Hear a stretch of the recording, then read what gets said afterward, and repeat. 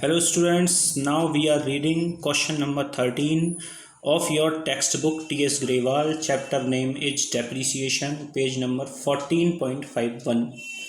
आप अपनी text book को अपने सामने रखिए, मैं एक्सप्लेन कर रहा हूँ इस क्वेश्चन को आपके सामने।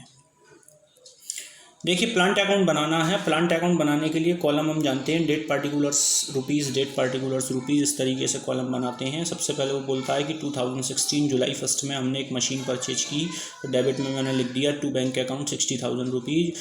फिर इसी में आगे बोलता है कि 2017 जनवरी 1 में भी हमने एक और मशीन परचेज की, तो वो भी मैंने डेबिट में लिख दिया टू बैंक अकाउंट 40,000 रुपीज़। क्योंकि ये एक ही ईयर में आ रही हैं दोनों मशीन्स, तो मैंने डेबिट में शो कर दी। अब मुझे डेप्रीसिएशन लगानी है। 1 जुलाई से लेकर 31 मार्च तक 9 मंथ होते हैं, तो 60,000 रुपीज़ के ऊपर 10% से 9 मंथ की डेप्रीसिएशन लगाई तो 4500 आ गई। फिर 40,000 रुपीज़ पे 10% से 3 मंथ की डेप्रीसिएशन लगाई तो 1000 रुपीज़ आ गई। इन दोनों का टोटल मैंने बाहर डाल दिया 5500।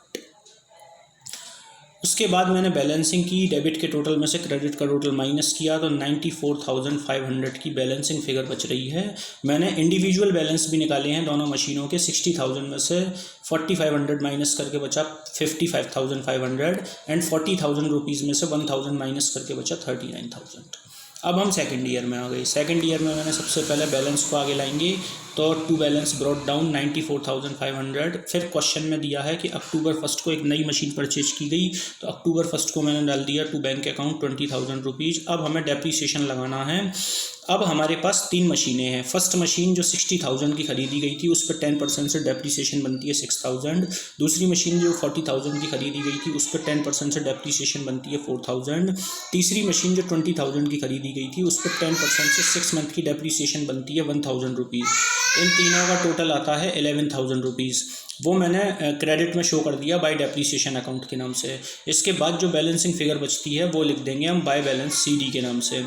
डेबिट के टोटल में से क्रेडिट का टोटल माइनस करके जो बैलेंसिंग फिगर बचती है वो बचती है 103,500। मैंने तीनों मशीनों का इंडिविजुअल बैलेंस भी निकाला है अलग अलग। 55,500 में से 6,000 माइनस करके बचते हैं 49,500। 39,000 में से 4,000 माइनस करके बचते हैं 35,000 एंड 20,000 रुपये में से 1,000 माइनस करके बचते हैं 19,000। अब हम थर्ड ईयर में आ गए। थर्ड ईयर में सबसे पहले हम बैलेंस को आगे लाए, टू बैलेंस ब्रॉट डाउन 1,03,500। फिर वो बोलता है कि 2018 अप्रैल 1 में जो फर्स्ट मशीन परचेज की गई थी, उसका 1/3 पार्ट बेच दिया 6,000 रुपीज़ में, तो वो मैंने क्रेडिट में डाल दिया बाई बैंक अकाउंट 6,000 रुपीज़।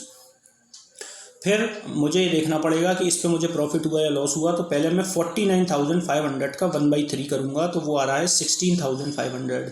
16,500 वाले मशीन के पार्ट को मैंने 6,000 में बेचा है, तो 10,500 का लॉस हो गया है, तो by profit and loss account 10,500।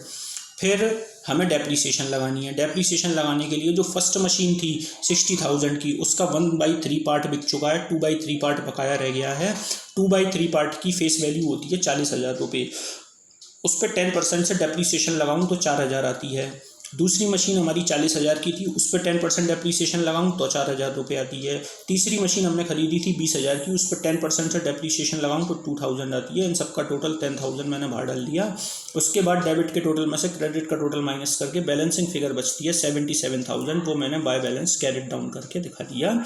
This is your final answer. Thank you very much.